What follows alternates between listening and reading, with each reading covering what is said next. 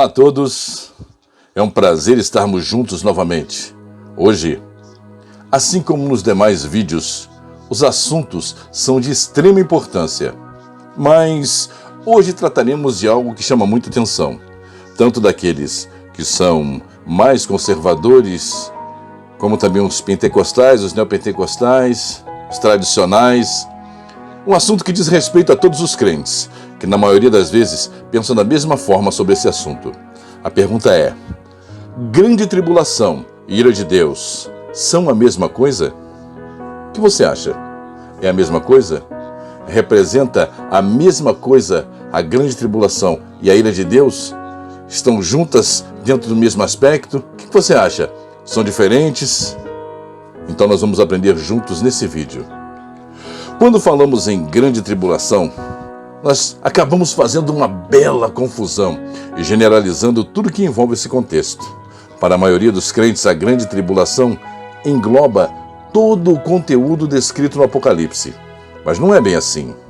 Queridos, a primeira coisa que vamos aprender é o que é a ira de Deus. Esse termo é usado para descrever a tristeza de Deus para com os seres humanos e os seus atos pecaminosos. A palavra ira é um conceito representado por muitas palavras diferentes nas suas línguas originais na Bíblia, mas todas elas têm a ver com raiva justificada por ações injustas. O Antigo Testamento diz que Deus está bravo com as nações, até mesmo com seu próprio povo, os judeus, por se recusarem a acreditar na sua palavra, mesmo depois de eles terem sido resgatados do Egito com a operação de grandes sinais, terem recebido os 10 mandamentos e a aliança. Além de terem sido vivenciados por eles a glória de Deus que estava diante deles.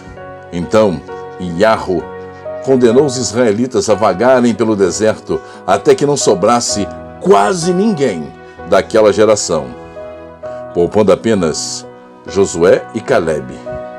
O Novo Testamento menciona a ira de Deus juntamente com a doutrina da graça e do seu amor incondicional, manifestado através de seu Filho.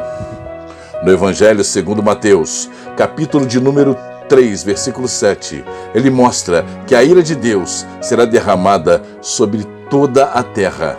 Veja só. Mas vendo muito dos fariseus e dos saduceus que vinham ao seu batismo, disse-lhes: raça de víboras, quem vos ensinou a fugir da ira vindoura? João Batista, sendo ele profeta, sabia que a ira de Deus seria derramada sobre toda a terra.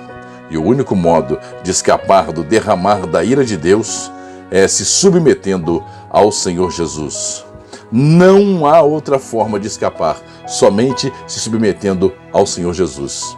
Veja a confirmação desse fato no Evangelho de João, capítulo 3, versículo 36. Quem crê no Filho tem a vida eterna. O que, porém, desobedece ao Filho não verá a vida, mas sobre ele permanece a ira de Deus.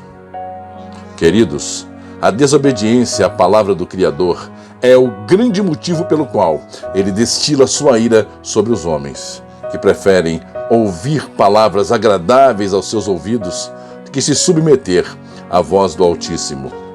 Vejamos o que diz Efésios, capítulo 5, versículo 6.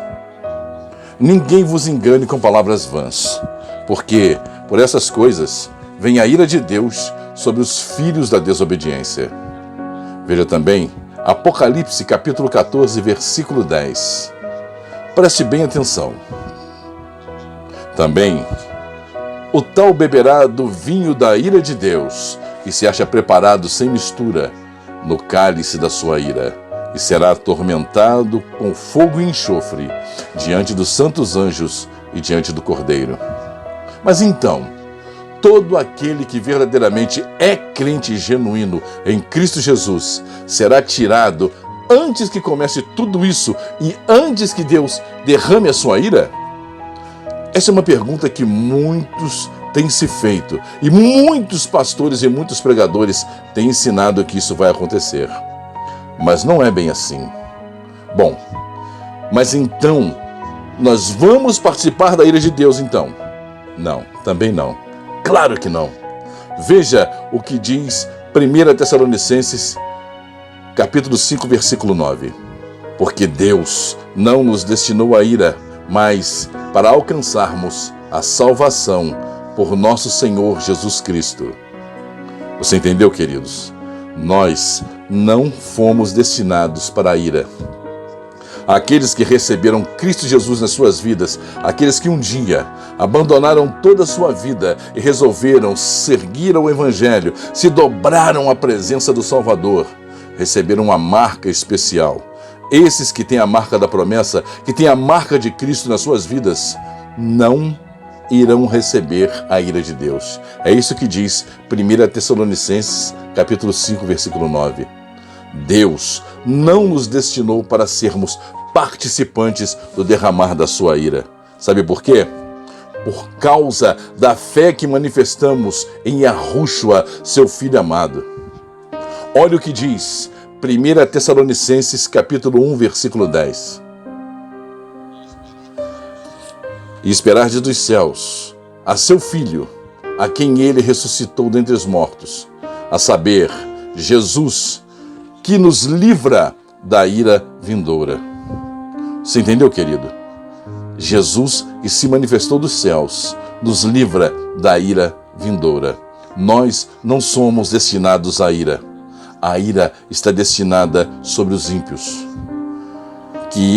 Pode ter certeza que eles receberão todo o seu pagamento, tudo aquilo que eles têm direito, por terem virado as costas ao Salvador, por terem amado mais as coisas deste mundo e desprezado as coisas eternas. Quando a ira de Deus descer, será consumado toda a ira de Deus. Quando os cálices da ira de Deus forem derramados sobre a terra, estará consumado a cólera de Deus. A cólera de Deus terá sido consumada, mas nesse período a igreja não estará mais aqui na terra. Não estará recebendo a ira sobre si, porque nós não fomos destinados para receber a ira. Podemos tirar, por exemplo, o povo de Israel no Egito. Quando as 10 pragas foram mandadas sobre o Egito, o povo de Israel estava lá no Egito, estavam presentes ali. Mas, enquanto no Egito havia trevas, no acampamento dos hebreus havia luz. As moscas atacavam os egípcios, elas não chegavam nem perto do povo hebreu. E assim sucessivamente nas demais pragas. E assim também será naquele dia, pois o povo vai ser guardado de tudo isso com a presença bendita do Cristo. Queridos, nós não vamos passar pela ira. Não foi para isso que Cristo nos resgatou. A ira de Deus será derramada no final da grande tribulação. E apesar de fazer parte do contexto, ira e grande tribulação não são a mesma coisa. O derramar da ira de Deus é um momento em que o Criador irá derrotar definitivamente os seus inimigos.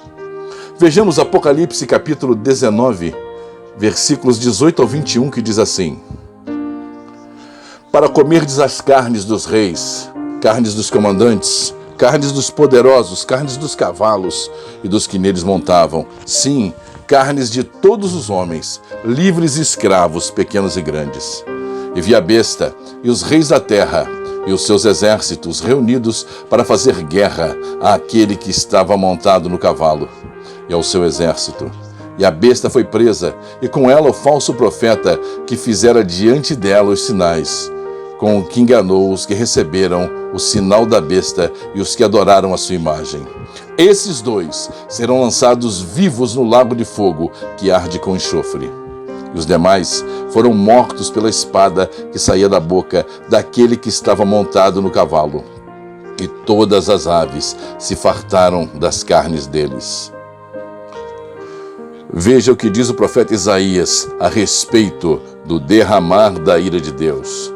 Preste bem atenção. E ficarão desanimados, e deles se apoderarão dores e ais, e se angustiarão, como a mulher que está de parto. Olharão atônitos uns para os outros, e os seus rostos serão rostos flamejantes. Eis que o dia do Senhor vem, correndo com furor e ira ardente, para pôr a terra em assolação, para destruir do meio dela os seus pecadores. Pois as estrelas dos céus e as suas constelações não deixarão brilhar a sua luz. O sol se escurecerá ao nascer, e a lua não fará resplandecer a sua luz. E visitarei sobre o mundo a sua maldade, e sobre os ímpios a sua iniquidade, e farei cessar a arrogância dos atrevidos, e abaterei a soberba dos cruéis. Os inimigos de Deus sofrerão a devida punição. E lembrando que ira de Deus pode ser interpretada como a ausência completa da graça e da sua misericórdia. É dessa forma que nós podemos interpretar a ira de Deus, a ausência completa da graça e da misericórdia de Deus, onde seus juízos serão aplicados com tremendo rigor. Veja o que diz Joel capítulo 3, versículo 13 ao 16. Lançai a foice, porque já madura a seara. Vinde, descei, porque o lagar está cheio. Os vasos dos lagares transbordam, porquanto a sua malícia é grande. Multidões, multidões no vale da decisão, porque o dia do Senhor está perto, no vale da decisão. O sol e a lua escurecem, e as estrelas retiram o seu resplendor.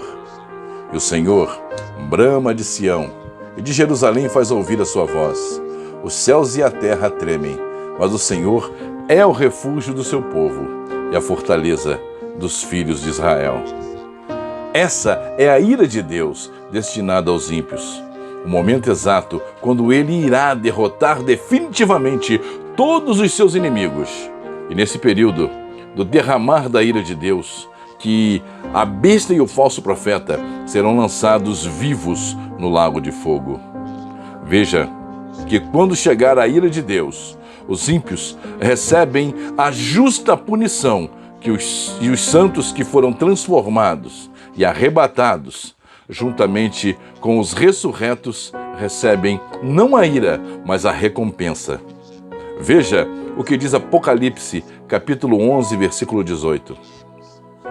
Iraram-se na verdade as nações, então veio a tua ira, e o tempo de serem julgados os mortos, e o tempo de dares recompensa aos teus servos, os profetas, e aos santos, e aos que temem ao teu nome, a pequenos e grandes, e o tempo de destruíres os que destroem a terra. Compreendeu? Você entendeu? Bom, agora vamos compreender, segundo as Escrituras, o que é a grande tribulação. Nós aprendemos o que é a ira de Deus. Agora vamos aprender o que é a grande tribulação. Veja que na ira, os inimigos de Deus serão completamente aniquilados. Já na grande tribulação, eles agirão com total liberdade e com a permissão do próprio Deus.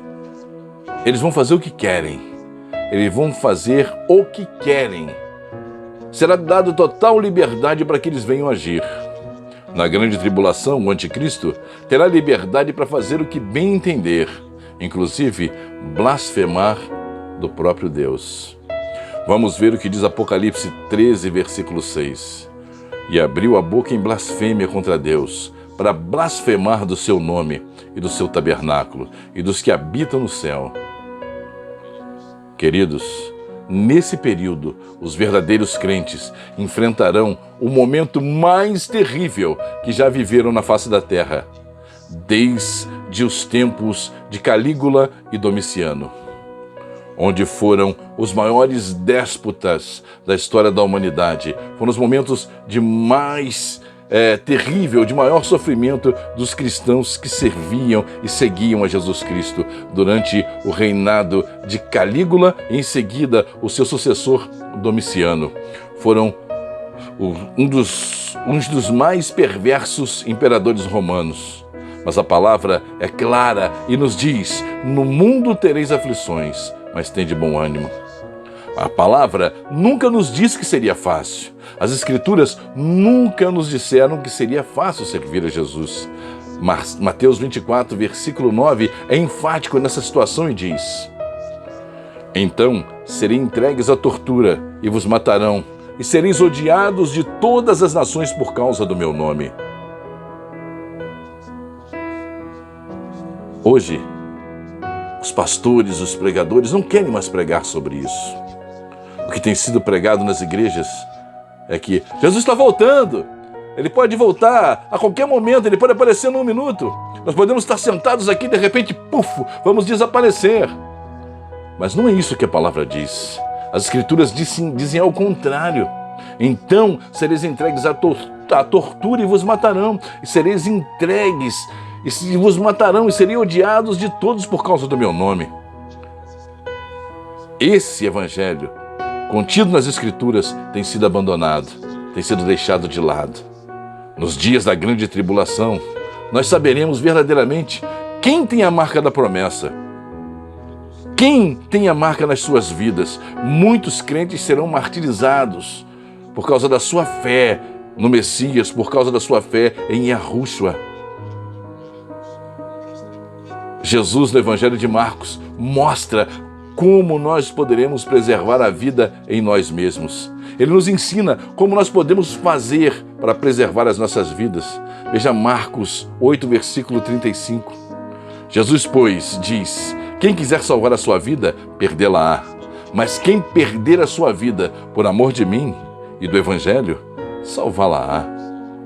Ou seja, quando nós escolhemos a Cristo Jesus como Senhor e Salvador de nossas vidas, nós já não somos mais donos das nossas vidas. Ele é o dono das nossas vidas. Ele pode dispor dela da maneira que ele achar melhor. Não pense você que a grande tribulação será moleza, porque não será. Preste atenção, não será da forma que te foi ensinada. Fique tranquilo, foi assim que você sempre ouviu. Você é noiva, você é escolhida de Deus, você é a princesa, é a linda de Deus, você é a igreja, você é a noiva. Jesus não vai permitir que você passe por esse tipo de coisa. Queridos, leia as Sagradas Escrituras. Faça como os bereanos. Confira aquilo que está sendo dito. Confira o que eu estou dizendo também. Confira aquilo que está sendo apregoado. Verdadeiramente condiz com as Sagradas Escrituras, inclusive o que está sendo apregoado nos púlpitos. Não pense que vai ser fácil, porque não vai ser fácil, não vai ser moleza.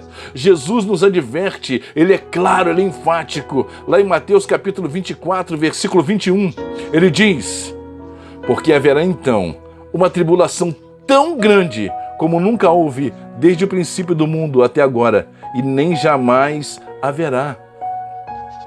O que eu falei para você anteriormente sobre Calígula, sobre Domiciano, sobre Adolf Hitler, sobre Mussolini e muitos outros, eu não cheguei a citar nome de todos. Todos esses que eu falei, todos esses déspotas, todos esses canalhas, são fichinha perto do anticristo escatológico que está para surgir. Muitos de nós que estivermos vivos nesses dias seremos martirizados por amor a Cristo. Queridos, eu não estou aqui para te enganar, não. Eu estou aqui para te falar a verdade, para te trazer as claras das Escrituras, para te dizer a verdade, para dizer para você que verdadeiramente está para acontecer aquilo que está verdadeiramente contido nas Escrituras. Veja o que diz Apocalipse 20, versículo 4. Então vi tronos, e os que se assentavam sobre eles foi dado o poder de julgar. E vi, preste atenção, as almas daqueles que foram degolados por causa do testemunho de Jesus e da palavra de Deus, e que não adoraram a besta, nem a sua imagem, e não receberam o sinal na fronte, e nem nas mãos, e reviveram e reinaram com Cristo durante 1000 anos. Ah, mas o meu pastor falou comigo que esses que estão degolados são os judeus. São aqueles que ficaram para a segunda leva, para serem levados depois. Assista o vídeo que eu gravei anterior sobre as virgens, sobre as 10 virgens. Assista sobre a ressurreição dos mortos, também está lá. Não vai ter repescagem não, querido. Não tem segunda chance não, querido. Quando a porta se fechar, vai ser para sempre. Não vai haver segunda chance, não vai haver repescagem, ninguém vai morrer pelo seu próprio sangue. Isso é a maior conversa fiada, a maior balela que te foi ensinada até hoje. Procure quem te ensinou essa doutrina e peça para ele te mostrar nas escrituras onde está escrito que você terá que morrer pelo seu próprio sangue. Peça uma referência, não interpretação teológica, mas um texto literal que mostre que você poderá ser salvo pelo seu próprio sangue. Mostre um texto peça para que essa pessoa mostre para você na Bíblia que o seu sangue é suficiente para te salvar. Na grande tribulação, queridos, o anticristo fará coisas grandiosas, inimagináveis à vista de todos os homens. Eles não terão coragem de se voltar contra a besta, não terão coragem de se voltar contra esse homem, a não ser aqueles que verdadeiramente têm a marca de Cristo. Se você não tiver a marca de Cristo, você vai aceitar a marca do anticristo, vai aceitar o 666. Veja o que diz Apocalipse 13, versículo 13 ao 18. E operava grandes sinais, que fazia até descer fogo dos céus à terra à vista dos homens. E por meio dos sinais que lhe foi permitido fazer na presença da besta, enganava os que habitavam sobre a terra. Eles diziam que fazia uma imagem à besta, que recebera a ferida da espada e vivia.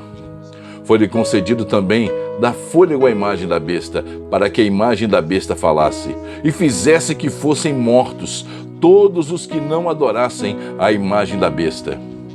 E fez que a todos, pequenos e grandes, ricos e pobres, livres e escravos, lhes fosse posto um sinal na mão direita ou na fronte, para que ninguém pudesse comprar ou vender, senão aquele que tivesse o sinal, ou o nome da besta, ou o número do seu nome.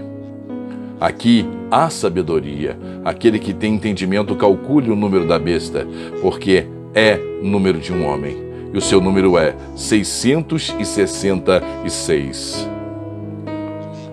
Amados, todos aqueles que não se dobrarem diante da besta e da sua imagem e não receberem a sua marca, certamente serão declarados inimigos do Estado e certamente condenados a quê?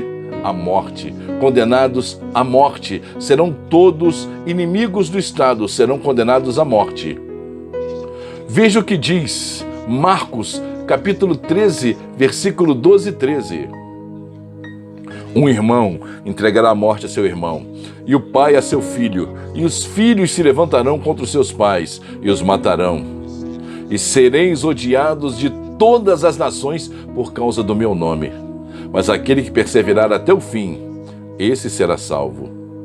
Queridos, o período da grande tribulação não é apenas para os ímpios, mas especialmente para a igreja que será provada. E como diz o texto, aquele que perseverar até o fim, esse será salvo. Ou seja, aquele que perseverar até a morte, se assim for preciso.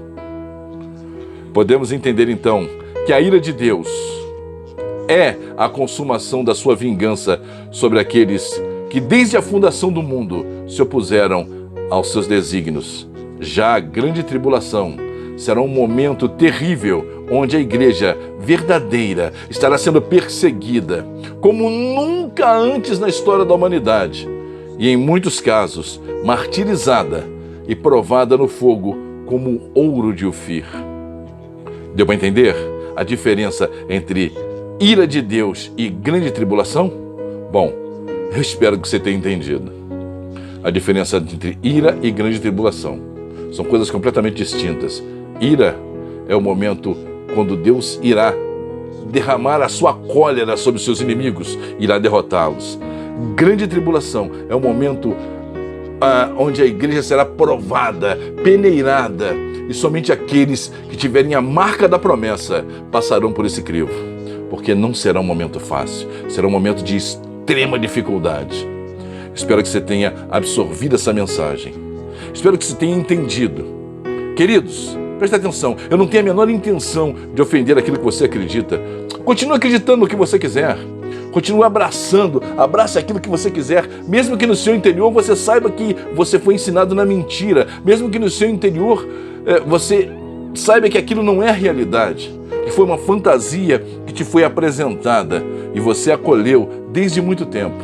E agora você está sabendo a verdade. E eu sei que a verdade choca e ela mexeu contigo. Amém? Eu sou o André Galdino, esse é o canal de Portas Abertas. Caso você tenha dúvidas sobre o assunto, deixe a sua dúvida nos comentários, que tentaremos responder na medida do possível.